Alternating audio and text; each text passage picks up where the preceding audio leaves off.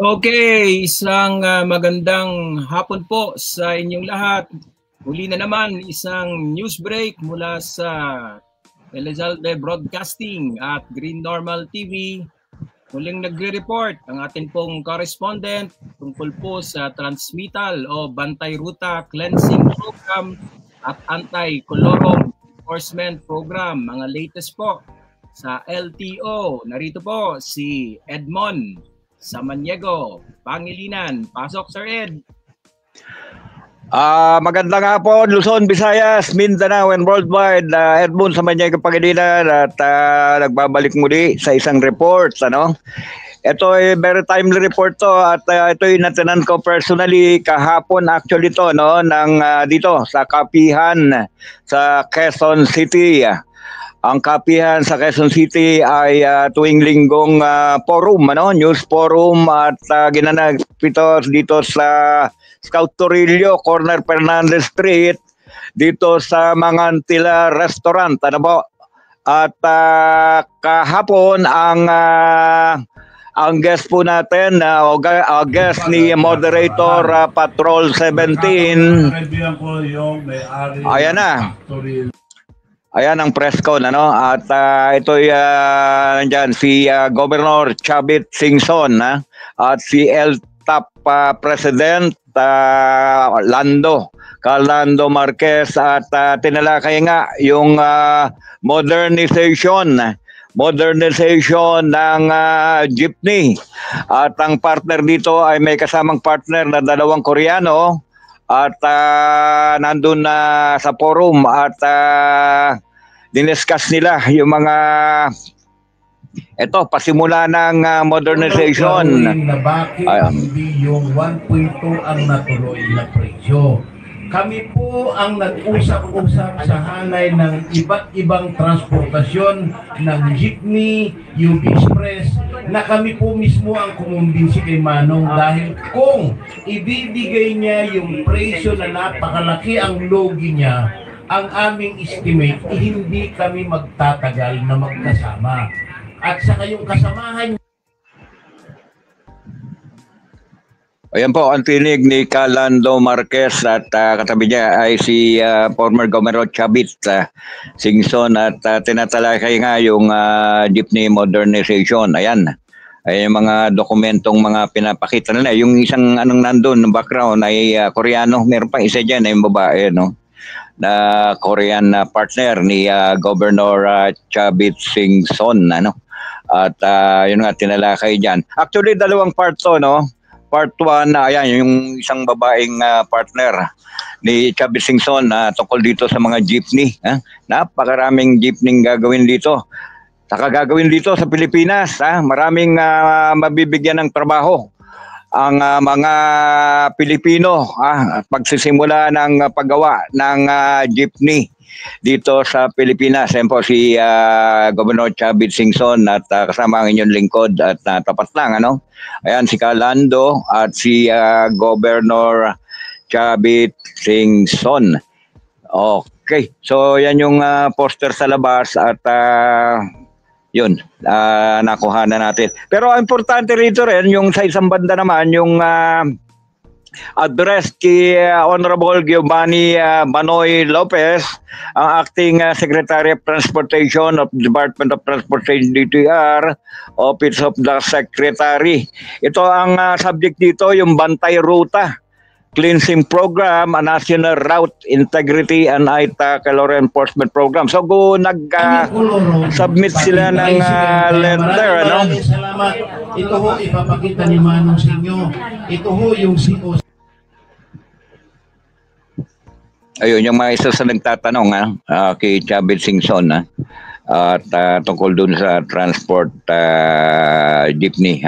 Jeepney Ayan yung mga dokumento. So sabi rito yung on behalf of Liga ng Transportasyon at Operatiba ng Pilipinas, together with accredited transport cooperatives, we respectfully submit the enclosed Bantay Ruta Cleansing Program, a National Road Integrity Anti-Colorum Enforcement Program, BRCP-NRIA-EP for LTO's consideration and interagency adoption, where the program is participated likewise by the National Transport Organizations, Secretary General, which will be in close coordination with the OTR Secretary. So in order therefore this program be effective and successful with the goals of cleansing the major routes nationwide with colorum operation, unregistered motor vehicles out of line operations and other violations of the Land Transportation Code or RA 4136 and the LTFRB rules and regulations on franchising. We are proposing that some set of criteria of people to be deputized by the LTO and will be under the office of the LTO. Number one, why this program and why now? Legal unified implementation of Bantay Ruta Cleansing Program, Operational LTO Enforcement Deputation under the 4136, routes, franchise route matters of LTRB under EO 202-967 and under the OTR.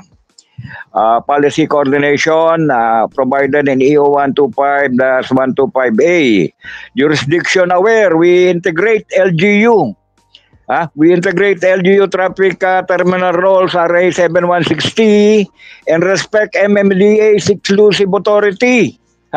Respects MMDA exclusive authority to enforce traffic rules in Metro Manila by joint planning and NCR operation coordination.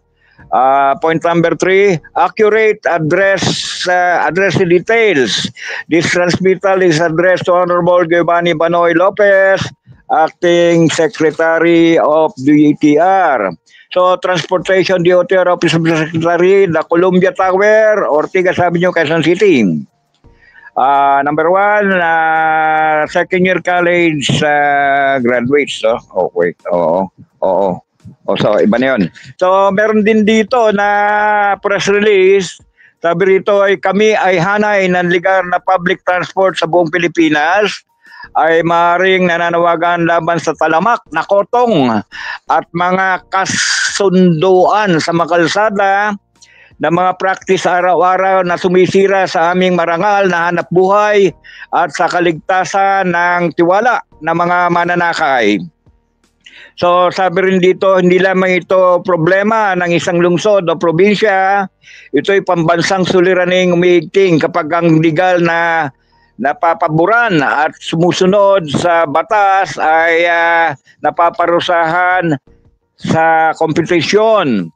So lantad na sa lahat ang pagdami ng mga walang rehistro.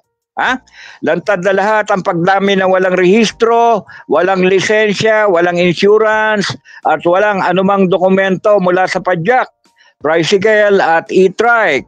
So hanggang motorcycle, taxi at tricycle na kolorum, pati na TNBS, taxi, multicab, jeepney at lalo na ang UB Express na iligal ang biyahe. Subalit hindi pa rin tuluyang napipigil. So alam ito ng mga barangay captain, local traffic units, LGU, City of Mayors, Municipal Mayors, PNP at SPG, LTO, traffic enforcers at MMDA. Ngunit ang kulang-kulang at hindi pantay na pagpapatupad ng batas bunsod sa sinasabing kasunduan sa lahat ng mga illegal terminal ang patuloy na nagpapahirap sa lehitimong sektor. So buo ang paggalang, humihiling kami nag-aagarang aksyon at tuwirang pakikipulong kay mahal na Pangulong BBM para sa masinop, malinaw at walang kinikilingang pagpapatupad kay Secretary Juanito Victor John Vic Katibayan Remulla Jr. para sa masusing investigasyon at matibay na prosekusyon ng mga tiwali sa PNP sa kanilang pamunuan para sa malinis na operasyon at proteksyon sa mga nagrereklamo. Sa DILG naman para sa mahigpit na ugnayan at pananagutan ng LGUs at sa DOTR sa pamumuno ng ating bago sekretary si Attorney Giovanni Banoy Lopez para sa konkretong roadmap laban sa kolorum at kotong sa lahat ng mga ruta. So handang-handa na kaming makipagdialogo at maglatag ng ebidensya at rekomendasyon. May ebidensya at rekomendasyon pa.